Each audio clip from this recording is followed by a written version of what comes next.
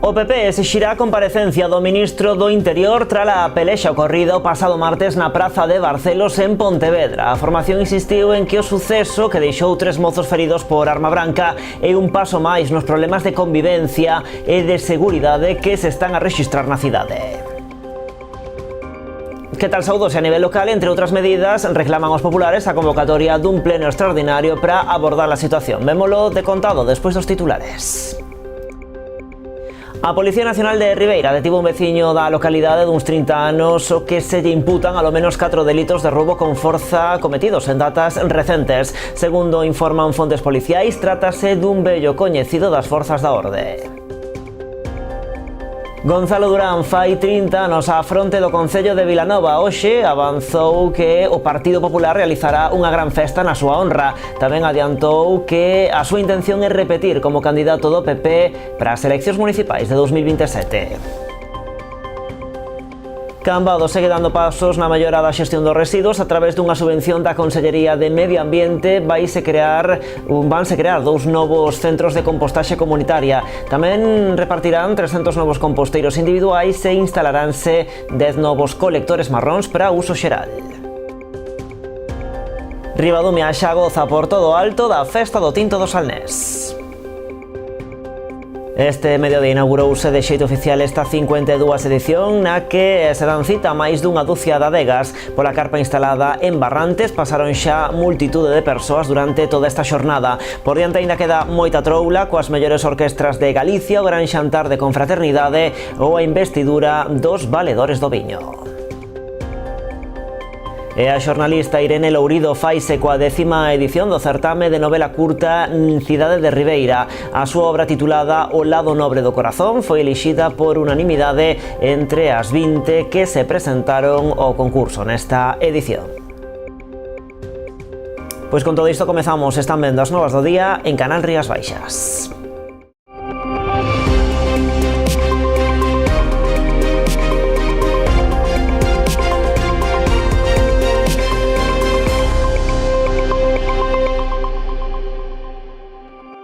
O PP exixirá no Parlamento a comparecencia do ministro do Interior, Fernando Grande Marlasca, tras a pelexa ocorrido pasado martes na praza de Barcelos en Pontevedra. A formación insiste en que o suceso que deixou 3 mozos feridos por arma branca é un paso máis nos problemas de convivencia e de seguridade que se están a rexistrar na cidade. Por iso, a nivel local, entre outras medidas, reclaman a convocatoria dun pleno extraordinario para abordar a situación.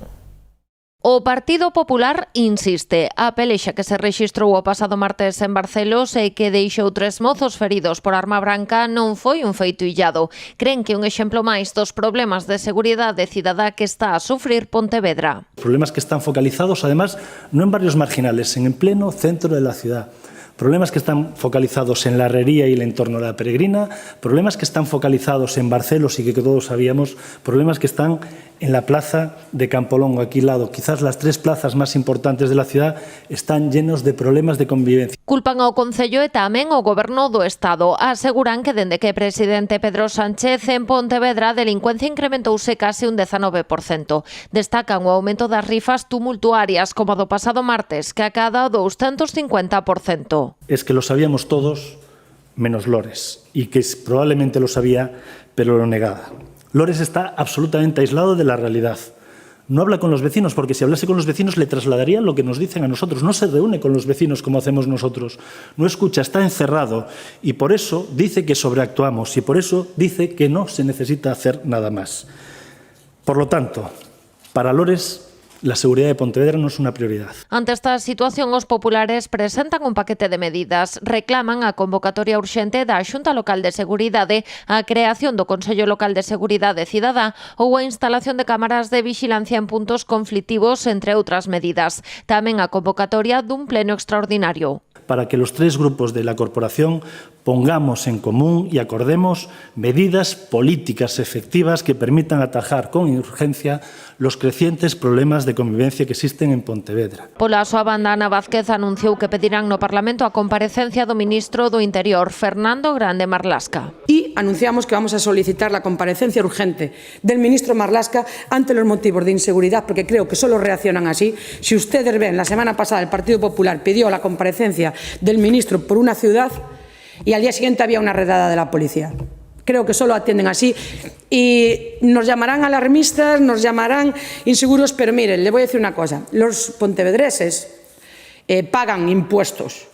E pagan impuestos tamén para sentirse seguros. A rehabilitación da Unidade de Seguridade Cidadana Policía Local, o reforzo das Policías Local e Nacional, a actualización do catálogo de postos de traballo, recoñecemento da condición de profesión de risco, o incremento da presenza de patrullas nas rúas, o aumento do gasto en servizos sociais e a creación da Unidade de Prevención e Reacción da Policía Nacional, destacando que Pontevedra é a única cidade galega que non conta con este medio, son outras das propostas dos populares. A Policía Nacional de Ribeira detivo un veciño da localidade duns 30 anos o que se lle imputan alo menos un total de 4 delitos de roubo con forza cometidos en datas recentes. Segundo informan fontes policiais, trátase dun vello coñecido das forzas da orde con numerosos antecedentes por causas similares. O parecer foi o autor dos roubos acometidos a semana pasada na cetaria Vilas Esmar e na taberna del Argentino en Carreira e tamén na tenda de deportes Alia e na perruquería Yara a comezos desta mesma semana. E seguimos en Ribeira e a Policía Local ven de informar que ten previsto levar a cabo nos vindeiros meses controis dinámicos de carácter preventivo para a detección de alcohol e drogas ao volante. Os operativos incrementaránse nas fins de semana, non só no centro urbano, senón tamén nas parroquias para garantir así tamén a seguridade nas festas populares que coa chegada da tempada de verán se celebran no municipio. Dende a Policía Local fan tamén un chamamento á colaboración cidadá, lembrando a importancia de respectar as normas de circulación, especialmente nas zonas sinalizadas e de alta concorrencia. E o Concello de Ribeira busca un emprazamento alternativo ás atraccións das festas do verán tras a negativa de Portos a autorizar a instalación no Recheo. A opción mellor valorada polos feirantes é trasladarse á Avenida do Malecón. A normativa de Portos impide a instalación das atraccións das festas de Ribeira no recheo portuario por tratarse dunha zona vermella. A estrita aplicación da norma obriga ao Concello de Ribeira a buscar outra localización para evitar o pago de sancións que o ano pasado, xunto coa liquidación parcial, supuxeron un desembolso de 50.000 euros. En Ribeira se está aplicando de forma estrita por parte de Portos unha normativa que hasta agora non se acordaron nunca de aplicar, entonces se está dicindo que o que é unha zona roja non se permite o montaxe de atraccións de feira. Polo tanto, o ano pasado, que en principio tiñamos unha autorización verbal pola parte de Portos, se fixo unha liquidación parcial e unha sanción por unha ocupación do que sería a zona do Recheo. As cantidades superaban en total os 50.000 euros e, polo tanto, o Concello non pode estar pagando estas cantidades anualmente porque, ademais, aumentan exponencialmente pola reincidencia se fixéramos este ano o mismo. Entonces, estamos negociando con os feirantes para traer de o que sería a zona da valla do Malecón hacia dentro a ocupación da feira, estendela un pouco máis ao longo, e desa forma conseguir facela nunha zona na que Portos en principio non debería poñer ningún tipo de impedimento e poder levar a festa como se fixe toda a vida. Co ánimo de atopar a mellor ubicación para os titulares dos postos, o Concello xa mantivo varias reunións nas que a alternativa mellor valorada é a Avenida do Malecón e parte de Rosalía de Castro. Se valoraron outras ubicacións, se negociaron cos feirantes outro tipo de ubicacións, eles non teñen ninguna intención nin de moverse, nin de recolocarse noutras ubicacións, cousa que é entendible. Ademais, a ubicación de Ribeira, tanto en hostelería, por exemplo, está toda a hostelería de Ribeira mira cara ao mar. Se o moveramos, por exemplo, hacia esta zona de Besadas, que xa digo, non entra dentro dos plans, sería impensable. Creo que aquí teríamos dous, faríamos un perxuízo económico a todos os hosteleiros de Ribeira que non entra na cabeza. De todas formas, aínda que pareza que se perxudica aos veciños de Malecón, ao trasladalo, se libera todo o aparcamento que queda dentro da zona portuaria, que sigue sendo hasta o día de hoxe, mentras Portos non o corte, non o cortou nunca, permitiría aumentar o aparcamento, que non se vería reducido. Dende o Goberno de Ribeira amosáronse moi críticos tamén coa atitude de Portos, posto que non eran tan estritos na aplicación da norma cando gobernaba o PP no Concello.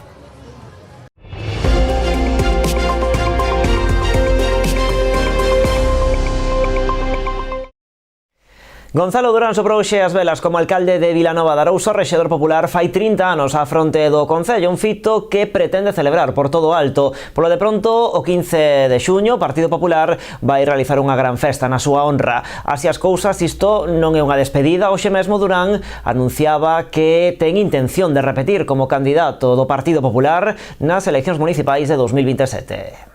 Os 30 anos na alcaldía de Vilanova de Arousa aínda non esgotaron as forzas de Gonzalo Durán. O veterano político cumpre estes días 3 décadas á fronte do Concello e xa adianta a súa intención é repetir como candidato do Partido Popular nas municipais do 2027. Los años pasan y seguimos aquí y con ganas de trabajar y a mí de verdad con mucha ilusión, me hace ilusión el futuro.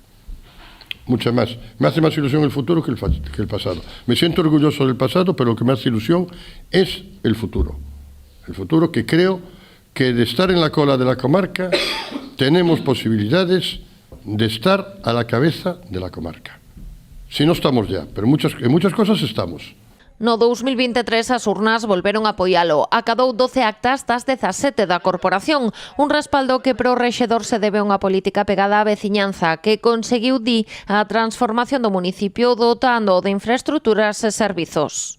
Bueno, pues yo creo que lo más importante es escuchar y cumplir las expectativas y cumplir las cosas que la gente quiere. Detallar todo lo que se hizo de allí para acá nos es imposible, o sea, hay fechas y hay cosas que sí las recuerdas más, pero pequeñas obras. Gonzalo Durán, médico de profesión, entrou en política en febreiro de 1991, cando tiña 32 anos. Presentouse como candidato do PP nun concello que levaba 20 anos gobernado polo PSOE. Aínda que non conseguiu a alcaldía nas súas primeiras eleccións, si o fixo en xuño de 1995. Como 30 anos como alcalde non se cumpren todos os días, a intención de Durán e dos populares é festexalo por todo o alto. O vindeiro 15 de xuño celebrarán unha festa na súa honra no Terrón. Y darle la gracia a la gente que nos apoya.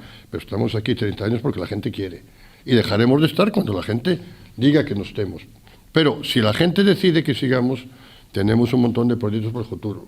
Haberá menú a 25 euros, hinchables para cativada e música. O rexedor estará arroupado por numerosos cargos do partido e medio milleiro de persoas. Entre elas o presidente da Xunta, Alfonso Rueda. Vilagarcía peonalizará e humanizará a rúa Vicente Risco e o flanco sur da Praza de España. A obra conta cun presuposto de 400.000 euros que saen de fondos propios e un prazo de execución de 8 meses. O proxecto, explican dende o Concello, busca dar continuidade á praza integrando a zona de tráfico mediante unha plataforma única de prioridade peonil. Ademais, colocaránse bancos, luminarias e árbores para crear unha zona de encontro pros veciños. Aproveitando estes traballos, melloraránse a canalización de saneamento, pluviais e telefonía. O proxecto foi presentado hoxe polo alcalde xunto cos concelleiros do BNG, xa que se trata dun acordo ao que chegaron os grupos, o Partido Socialista e o Bloque, para sacar adiante os presupostos de 2024. Isto que, pois, creo que é un exemplo de normalidade democrática, algo que non debería ser tan extraño, pois que dúas formacións con ideas diferentes, pero tamén con coincidencias e moitas outras, pois sexan capaces de chegar a acordos, sexan capaces de chegar a entendemento en beneficio dunha cidade e que ese entendemento se plasme en actuacións que vexamos os cidadáns. Esta é a primeira de outras intervencións e outros proxectos nos que o BNG tamén tivo a súa voz, tivo cousas que dicir ao respecto e non cabe dúbida de que ao longo dos vindeiros meses pois se van materializar máis propostas nas que chegamos a unha fórmula de consenso o equipo de goberno e este partido de oposición que apostou por unha posición constructiva. E Cambados segue dando pasos na mellora da xestión dos residuos. O alcalde anunciou hoxe as melloras que se van levar a cabo este ano, centradas na mellora da recollida de residuos orgánicos para a compostaxe en planta, o fomento da compostaxe comunitaria e tamén a individual e unha posta a punto do punto limpo. A través dunha subvención da Consellería de Medio Ambiente crearánse 2 novos centros de compostaxe comunitaria que se suman aos 9 que xa están en marcha. Tamén se incrementará o número de composteiros individuais domésticos. Vanse adquirir 300 co obxectivo de chegar ao milleiro este ano, o que se traduciría en que unha cuarta parte dos fogares do municipio xa contan con este servizo. Samuel Lago, alcalde, avanzou tamén que se van instalar novos colectores marróns para uso xeral que van funcionar cunha chave. En total serán 10 os puntos nos que se poña este colector, repartidos pola zona histórica, polas súas características que impide aos usuarios ter unha horta onde poder compostar. De momento esta é unha experiencia piloto que o que pretendemos é ir introducindo este novo mecanismo de recollida para posteriormente implantalo de forma máis extensa e vinculalo, cando modifiquemos a ordenanza, a bonificacións fiscais para os que se acollan. Porque, ao fin e ao cabo, tanto a finalidade da recollida de residuos como a compostaxe in situ, a finalidade que perseguimos é que se envíen menos cantidade de residuos orgánicos á planta de tratamento de Sogama. E a volta da publicidade, como non estamos en Barrantes, porque hoxe comezou a festa do Tinto do Salnés.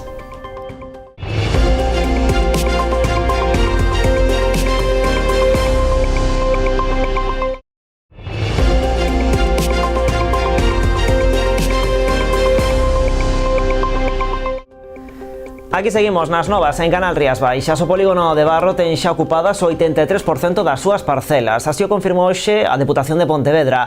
Esta mañá o Goberno Provincial daba luz verde ao exercicio de opción de compra da empresa Transfrío Rías Baixas SL sobre a parcela que ocupa neste espazo. Terá que aboar pola operación preto de 220.000 euros. Actualmente no polígono hai 27 empresas instaladas e tan só 13 parcelas dispoñibles. Delas, 3 estarían reservadas. Ademais das empresas privadas, neste solo industrial localízanse tamén as instalacións da Deputación de Pontevedra, do Viveiro de Empresas, o Centro de Apoio Empresarial e o Parque de Maquinaria.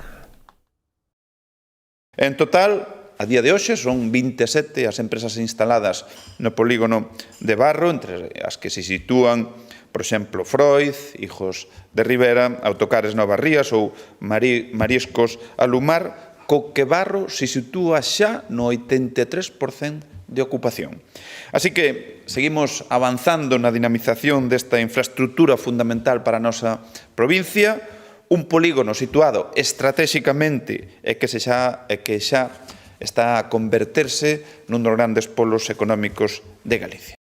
O Concelleiro de Industria de Noia mantivo unha xuntanza con empresarios interesados en instalarse no polígono de Augalevada. Durante o encontro desenvolvido no casino, Pepe Pérez deu a coñecer as condicións de adquisición de parcelas, así como as xestións que veu realizando o Concello de Noia para avanzar na dotación de solo industrial ante as distintas administracións con competencias na materia. O encontro asistiron, ademais de responsables do Concello, tamén de empresas xa asentadas no parque empresarial interesadas en ampliar as súas instalacións. E mentres en Rianxo, o Executivo Local anuncia a recepción dunha achega duns 35.000 euros para mellorar o alumeado no Parque Empresarial de Té. A axuda recibida enmárcase no programa de axudas da Consellería de Economía e Industria para a mellora das infraestructuras dos polígonos industriais de Galicia, cuxa nova convocatoria foi publicada o pasado mes de febreiro. A actuación permitirá seguir dando pasos en materia de eficiencia enerxética e aforro, segundo explicaron dende o Concello de Rianxo. E a Casa da Mocidade de Ribeira acollía esta mañá a xuntanza da Comisión de Ocio, Deporte e Cultura da Mesa da Infancia e Adolescencia. Forma parte dunha serie de mesas de traballo que buscan desenvolver iniciativas que favorezan a seguridade e o benestar da mocidade en todos os ámbitos. Dende a súa constitución hai medio ano, a Mesa pola Infancia e Adolescencia de Ribeira desenvolveu varias xuntanzas das distintas comisións que a integran para recoller as inquedanzas e suxestións dos distintos axentes que traballan con mocidade.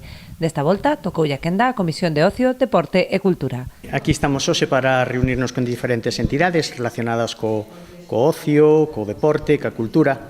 E por que tema de comisións? Porque constituímos unha mesa de infancia e adolescencia en Ribeira. Esa mesa ten diferentes comisións, esta ten do social, ten xurídica, ten, pois da policía, e o que estamos hoxe facendo é darlle á poboación coñecemento do que estamos facendo nesta mesa. A mesa constituíse fai 6 meses, o sea, xa levamos un traballo previo e o que queremos agora é seguir medrando, que todo o mundo saiba en que consiste a Lei da Protección á Infancia, chamada LOPIBI, a verdade é que aínda que esta é a primeira reunión no sector de ocio, pois xa se fixo a do sector social, xa se fixo a do sector de educación, e a verdade é que, estamos moi satisfeitos porque está tendo moita repercusión en Ribeira e en Galicia. O obxectivo destas xuntanzas é seguir a desenvolver o programa marcado pola mesa, con 5 obxectivos principais, que teñen a seguridade e o benestar da mocidade como base. Nos marcamos os 5 obxectivos, que é un pouquiño ver unha guía de recursos de Ribeira, en que podemos mellorar para que a infancia e a adolescencia se sintan seguras, pois que nos coles sea un contorno seguro e que a figura do delegado de benestar funcione ben. A verdade que está salindo todo de maravilla, estamos contentísimos.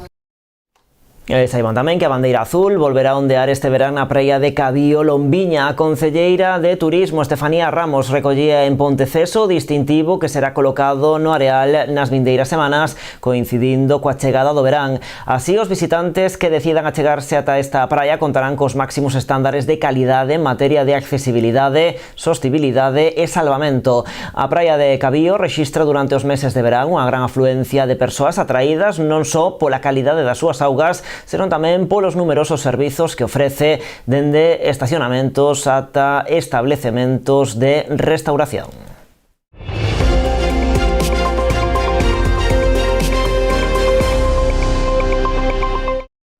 Cambados desvelou hoxe o cartel gañador da Festa do Albariño de 2025. A gañadora foi Estefanía Gazol, diseñadora de Lugo, que só presentou esta proposta. Ao concurso desta edición concorreron 14 cartéis, unha cifra semellante a anos anteriores.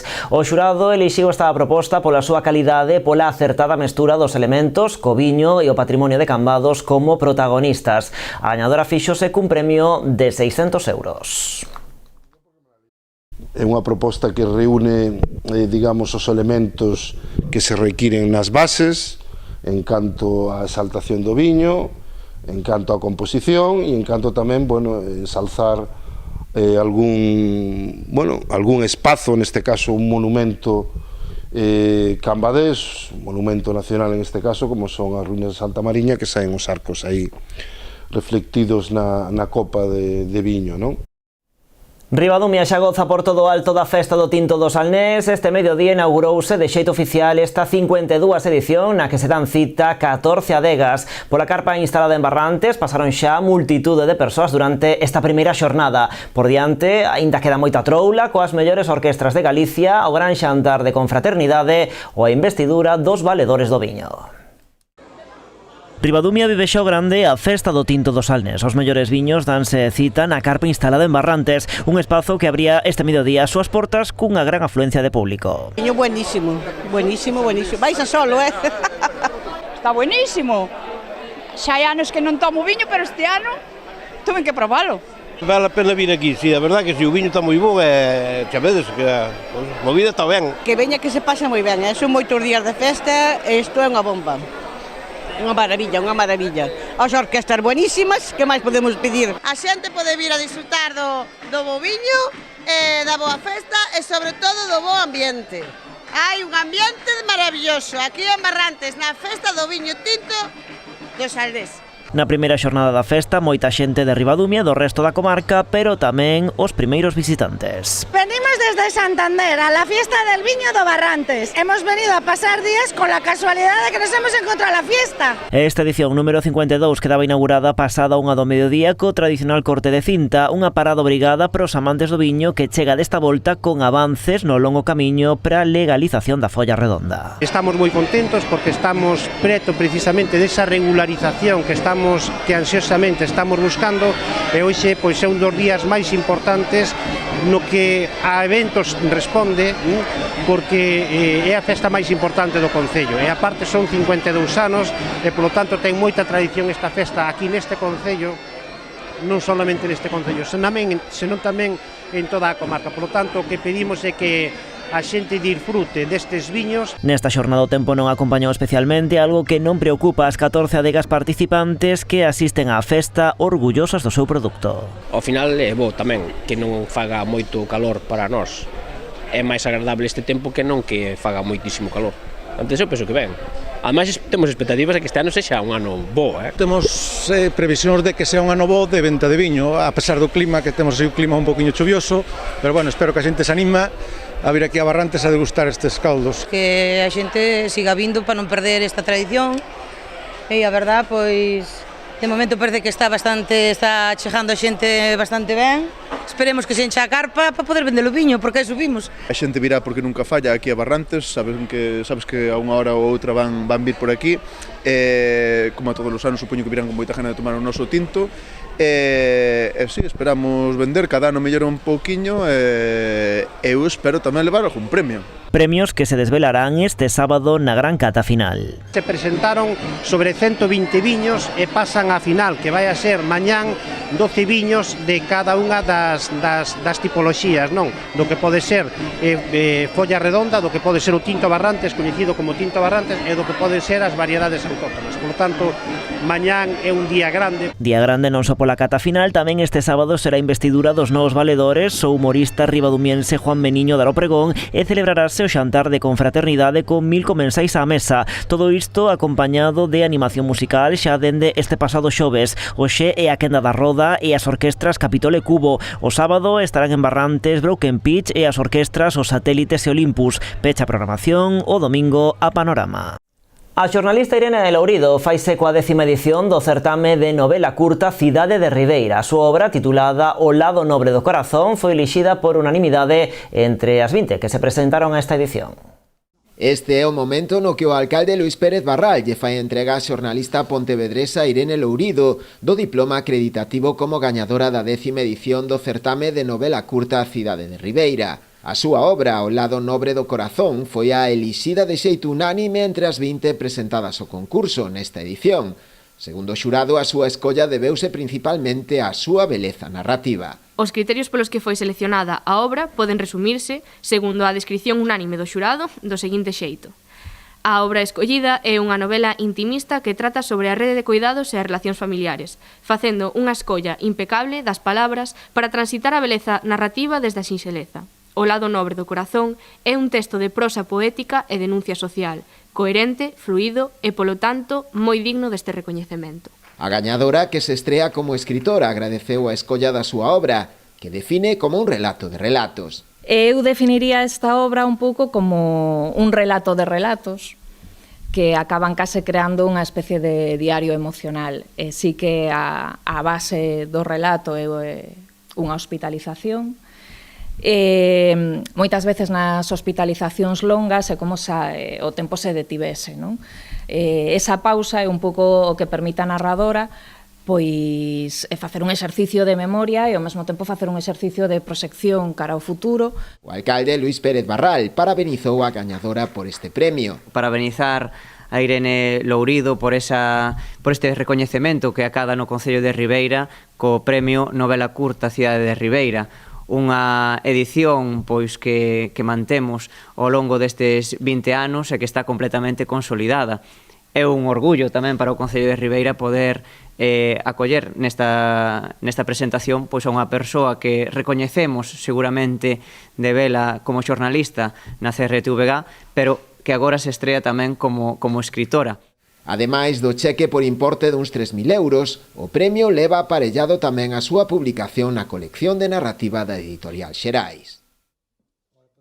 Nota da seguinte proposta para a rapazada que nos ofrecen en Cambados, ademais con fins solidarios. O Salón Peña acollerá o 20 de xuño o musical Crispín e sus amigos. Trátase dunha proposta protagonizada por un neno e os seus amigos. Un musical que busca que os máis novos tomen conciencia do uso responsable das novas tecnoloxías. Unha parte das entradas vai ser doada a Galiciame, a asociación que preside Merchi Álvarez. A entrada anticipada ten un prezo de 8 euros e no despacho de billetes de 10. vez. Esta mañá presentouse no Concello o espectáculo. Tanto dende o Goberno local como dende Galiciame agradeceron á empresa organizadora o seu xesto de querer colaborar cunha entidade do municipio, aportando tamén o seu grande área á causa.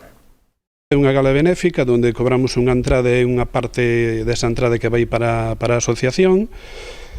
E se trata simplemente pois, dun neno travieso que o único que fai é con os seus amiguitos pois, explicarlle aos nenos pois, simplemente as novas tecnoloxías que hai. Cando a empresa veu aquí a presentalo, bueno, pois era unha das accións que entraba dentro da política da nova concellería, que é un pouco diversificar e non sempre ter sota cabalo rei nas actividades, e lle demos cabida. Unha vez que tratamos con el cuestións técnicas, pois a propia empresa foi a que dixo que lle gustaría que fora tamén benéfico, non? Agradecer a Liso, a Concellería de Cultura, por facilitar este evento e por poñernos en contacto con Crispín e o seu espectáculo infantil, neste caso con Rafael, e pola nosa parte é unha actividade diferente que se suma á nosa entidade.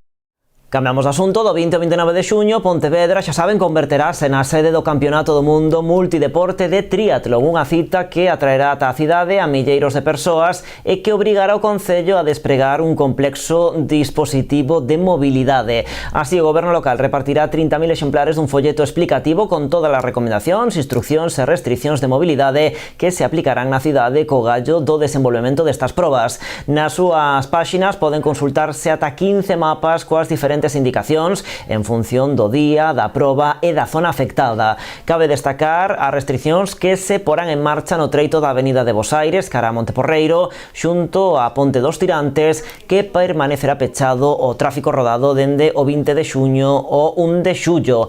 Tamén as afectacións na N550, especialmente o domingo 29 de xuño, cando se desenvolverá o triatlón de longa distancia. Neste caso, a estrada verase afectada entre Barro e Estribela dende as 7 da mañá ás 9:30 da noite. Dende o Concello destacan que se trata do dispositivo máis ambicioso despregado en Pontevedra. De feito, participan 850 persoas voluntarias e contratadas tan só no eido da seguridade e da mobilidade. O que hai que engadir os efectivos das policías local e nacional, Garda Civil, Brilat, Bombeiros de Pontevedra e Protección Civil, entre outros. Que teña a xente moi en conta as indicacións e as zonas restringidas de aparcadoiro, porque pode supoñer non só unha multa, senón un problema de que calquera coche poida quedar bloqueado durante días. Pero, unha vez dito isto, quero que a xente acuda, e gustaríame que acudise ao centro de Pontevedra para poder ver competir polas rúas en directo os mellores e as mellores deportistas de triatlón de todo o mundo. Ese poden estar seguras e seguros de que é un espectáculo único que probablemente soamente se poida disfrutar en Pontevedra. Pido de antemán desculpas e agradezo enormemente a colaboración que sempre ofreceron as persoas e entidades afectadas aquí en Pontevedra.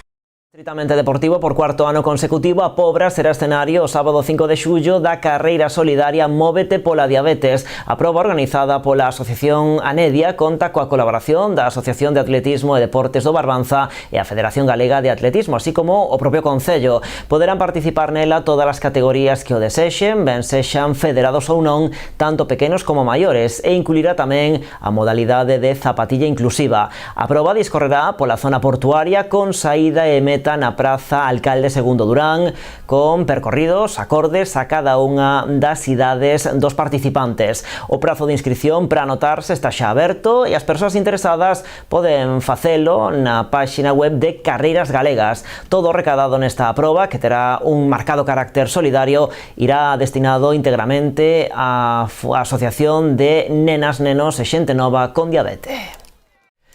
E así marchamos, gocen da fin de semana, pero xa saben que a actualidade continúa en canalriasbaixas.com e tamén nas nosas redes sociais. Graciñas, como sempre, por estaren aí.